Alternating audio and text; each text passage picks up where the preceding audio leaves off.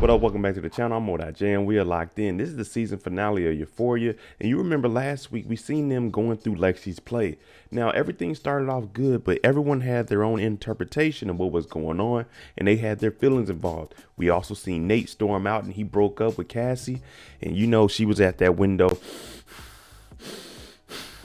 breathing hard, and that can only mean one thing. She's about to tear something up. So before we jump into this, shout out to the notification gang. If you're new to the channel, you want to be a part of it, hit the subscribe button, turn on your notification bell so you get something every time I upload. Hit that like button. It's the easiest thing you can do. Now, did Lexi do the right thing, putting everybody's personal business into this play?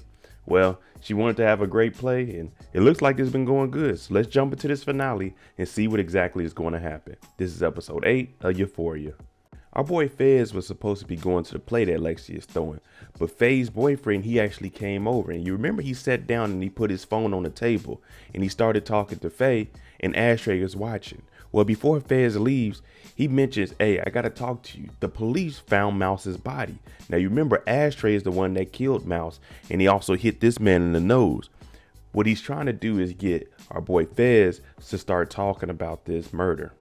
Faye knows what's going on right now, so she dropped her glass, and you see her telling Fez, be quiet, because she's been living over here with Fez and Ashtray.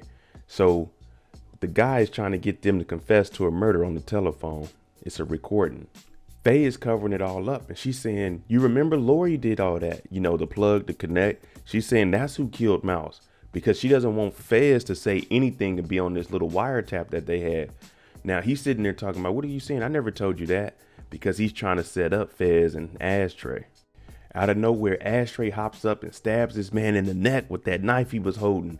Fez is like, Ash, well, we in too deep now. Fez go ahead and covers his mouth, make sure all that noise isn't on the phone, picks up the phone and puts it in a cup of water. Man. This has Fez starting to think back about everything that him and Lexi had going on. They were building their bond, how they were on the phone talking to each other about what's going on, him not having social media and wanting to get to know somebody. So these two were getting very, very close. And you got to remember, outside of Rue, Lexi didn't really have no one that she was talking to besides Fez. They start talking about kids and things going on in life. She want to have her first kid at 30. So when she gets to 58 years old, she can start worrying about herself. And I'm listening to all this like that sounds like complete nonsense. But Fez, he's entertaining the idea. Lexi's at her play and she's still texting Fez trying to see where he's at. Because, you know, he's hyped her up about this. And of course he wanted to support. But unfortunately, we got another body at the house and the Fed's listening. Now, I told you guys about Cassie and how she was blowing on that damn window after Nate left her. Yeah, she's upset, and this is where it's about to get set off at this damn play. Lexi, be prepared. Here comes Cassie, and everybody's looking because it's a little interlude. Everyone's looking. They're like, who the hell is walking down here? You hear Cass, she coming down, feet just a stomping. Doosh, doosh, doosh. Everyone's like, man, what the hell? Cassie goes straight down to the stage and she basically steals the show. Now, people, they don't know if this is part of the play or not, because as of right now, we don't even know what the play is about. It's about our lives. And Cassie is saying, is it right for her to start putting all of our personal lives up here so she can become a star? Come on, Lexi, come out here. Let the people see you. You wanted to be a star. Now, Cass and Lexi, they're going at it. She chasing Lexi around the stage. They mama came up talking about, hey, I'm their mom in real life. Thanks, Ethan, for playing the role of me. And everyone's sitting here. You even got Holly and Maude on stage. They're like, is this part of the play? Because no one knows what the hell is going on. But Lexi's assistant is saying, don't do anything. Trust Lexi. She is a genius. Now you hear in the crowd, Maddy, she starts explaining what's going on in real life, but she's using Maude and Holly, the characters, and she's like, yeah, Holly stole Malta's boyfriend. Now the crowd is like, what? Oh my God, because they've been watching the show, but they're getting a real live story and information from, from Maddy in the crowd about what's going on stage. Man, it's just out of control right now. I want everyone to pay attention to this older gentleman here. When they were booing, he was like, boo. And watch later on, he gonna pull out his cell phone. He's getting really into it. You got dudes in the crowd talking about, boo, show me your boobs. Like, man, what the hell is going on here? This is definitely a white person's school. Maddy, she's out here talking about someone's got to put Cass down. Cass is up here fighting the fake her that is Holly. And it's just pandemonium on this stage, and everyone in the crowd, we're all looking at it like, what the hell are we watching? Maddy done chased Cassie off stage. She's trying to whoop her ass for stealing Nate. Lexi and the mom is talking about close the curtain because she's embarrassed for her 2 girls. Man, I would have went home. Now, we know that Rue wasn't seeing eye to eye with Elliot and especially Jules after they came over and had the little, the little snitch session where they told on her, and it was basically an intervention. So actually a couple of days before the play happened, she went over to Elliot's house and she was saying, I want to thank you because if it wasn't for you, I may have not been here. And he's like, well, can I play you a song? And he plays some song and it's terrible, but he plays it for a long time and we're all looking at it like, how long are you going to be playing this? But it's basically talking about, I hope everything was worth it, what we went through. But he still wants to at least be friends because Rue is somebody that he could call a friend. They did drugs together. They hung out together and she accepts his apology. But she asks, do you still feel the same way, saying we're not good for each other? And he's saying, yeah. So I'm thinking as far as a friendship goes, they can be friends, but they can't be nothing more than that, especially with him dating Jules. Lexi, she's in the back. She's going through it because the play is all messed up at this point. But her assistant talking about how many plays in East Highland have started a riot. And Lexi kind of laughs about it because, no one else has done anything like this. This isn't Oklahoma, people. This is our lives. This is our lives. And we caught everyone by surprise. But that's one thing a producer has to do. You go through adversity, but it's not what you did to get there. It's what you do to move past it. She comes back in front of her cast. Let's go out here and do it. Now you got the people in the crowd. They going crazy talking about Lexi. The show must go on. Now, she basically dedicates this play to our boy Fez. And she says, I talked to a friend and you remember he was telling her sometimes people need to get their feelings hurt to get a point across. So that's what she's telling the crowd. We had technical difficulties. And if some people were offended or hurt by it, the truth needed to come out. So we will continue this show. Now back at the house, Fez was supposed to come see his girls play. Unfortunately, Ashtray caught another body inside the house. So he comes over and he punches him and he has to tell him, sorry, bro, I got to make it look like you didn't do this because there's a body over here. So at least when Fez takes this charge, because he told Ashtray, I'm going to take the charge. You got hit in the mouth and we had to do what we had to do. This is a serious moment here. And Fez is absolutely right. Even if Ashtray is the one that they found out that did this murder, Fez is still going to go down with it because, he's technically the guardian and you're in this house and this happened. So he's telling Ashtray, you got to leave, bro. I'm going to take the charge because it's better I go down by myself instead of both of us going down. And you're just a kid anyway. But Ashtray is a little G and he just graduated to big G. He got 2 bodies and he's telling Fez, I can't let you do that. I did this. Man, this is a tough situation here, but I definitely take the charge for my little brother.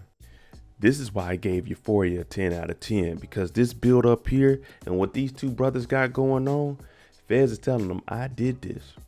That's some bravery to take a murder charge.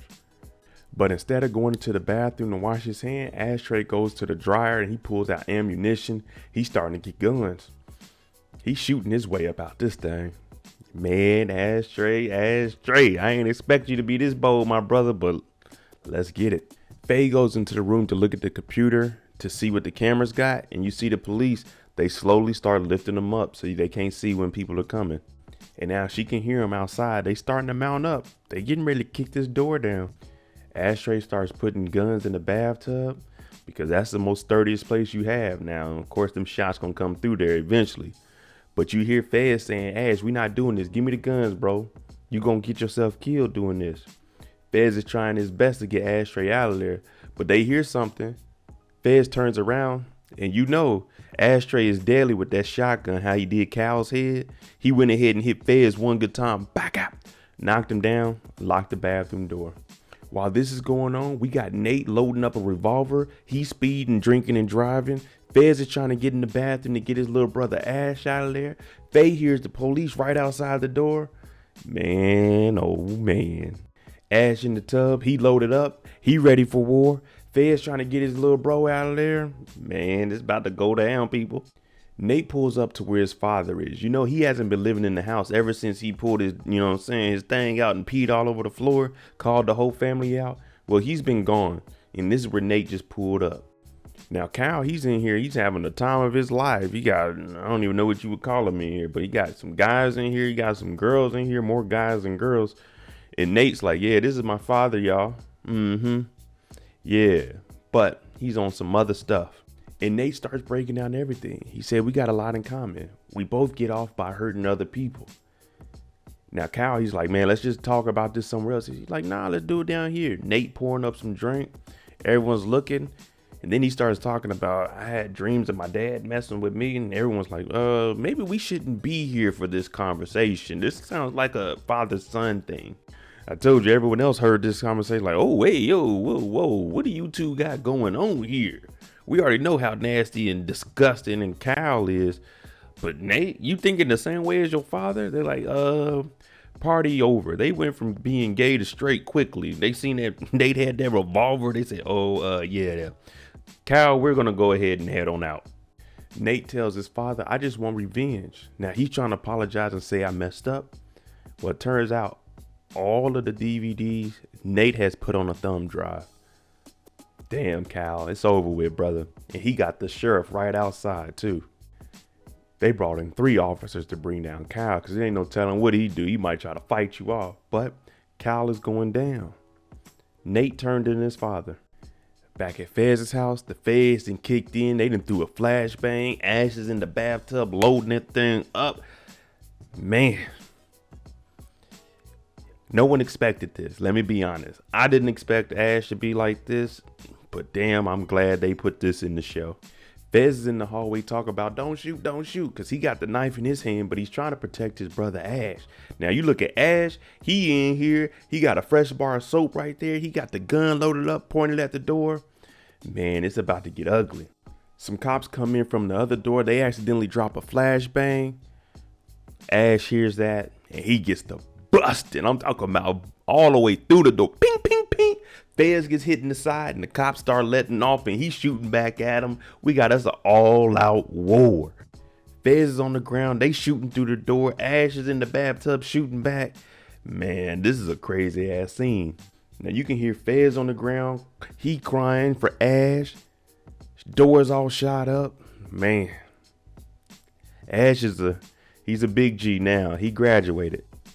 Fez is on the ground. He hurting. Ash is in the bathroom. We don't even know what happened to him yet, but the police got to finish clearing up the rooms. Talking about a whole firing squad just down the hallway, beams just going in there. And you know Fez, he hearing each and every one of them bullets go across his head. That's a scary situation to be in, especially if you down and you already hit.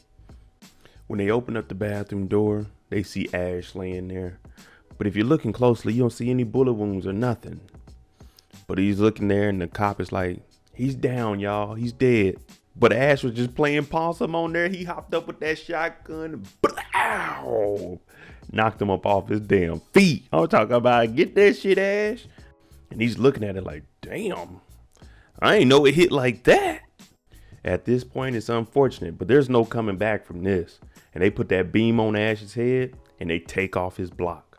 It ain't even no surrender now. After what you done did, yeah, they just gonna kill you.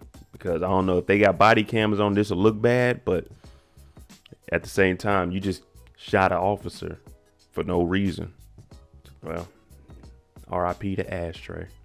He is no longer Ashtray. He's just dead Trey. Now we get back to the play, and Lexi puts in the part where Rue comes and talks to everybody about her father passing. Now we know that this is a heartfelt moment for her because we know that Cassie and Lexi's father also left them, and Rue and Lexi, they were extremely close at this point. And the reason this moment is so significant is because, like I told you, their father left, and now in the middle of the night, their mom woke them up so Lexi and Cass can come see their father because he's in the hospital also. And then not too soon after that, Rue ended up in the hospital when she OD'd. So Lexi not only had to go to her friend's father's funeral, but then she went to go see her father in the hospital just to find out that her friend's in the hospital right after.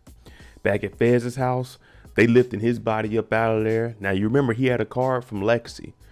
Police stepping on it. He is going to bring her flowers and everything. This day just didn't go well at all for anybody. Lexi and Rue haven't been as close as they used to be.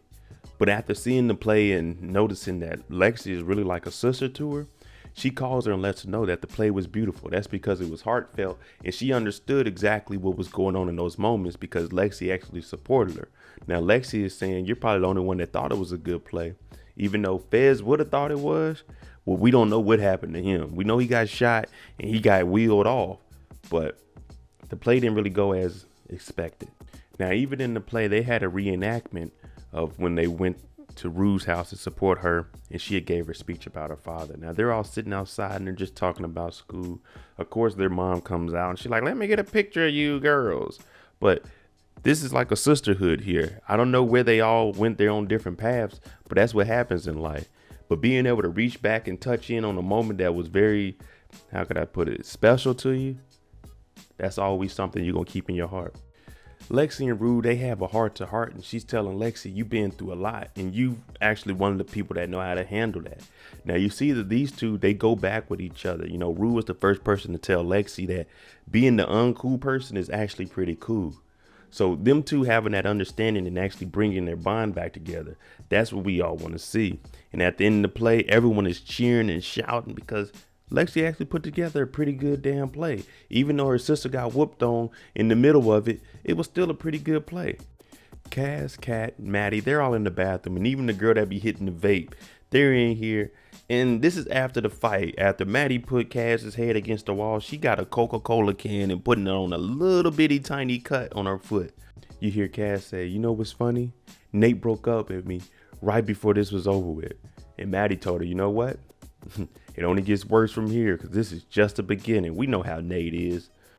Rue has told Jules, you're dead to me. There's nothing that we can do. It's over with. But Jules comes back with this same sob story. I know you're mad at me, but I just want to tell you I love you. And Rue's listening to it like, food, you're dead to me. Rue kisses Jules on the head and just walks off. Don't even need no words. We hear Rue walking off and she's saying she thought that Jules may have been her first love. But then again, she was high most of the time, so she couldn't tell. She actually finished out the school year being sober. She says she doesn't know if that was a decision of hers. But she also mentions Ali talking about the fact of trying to be a good person will kind of make you a good person. But she's not really necessarily sure that that's the reason she went to be sober. There you go, the season finale of Euphoria. I thought it was pretty good. I give it a 10 out of 10 because they gave us the play, but then they also gave us action that we weren't expecting to happen in Euphoria. And that Ashtray shootout, that was iconic to me because I didn't expect my little homie to go out like that. So I give Euphoria season finale a 10 out of 10. You guys don't have to agree with me, but let me know what you guys think. I'm MoedotJ. If you like the content on the channel, hit that like button, hit that subscribe button. Make sure you tune in tonight, 9 p.m. Eastern, for Euphoria season finale, live after show discussion. I'm MoedotJ. Thanks for watching. I'm out. Demie on the beat, boy.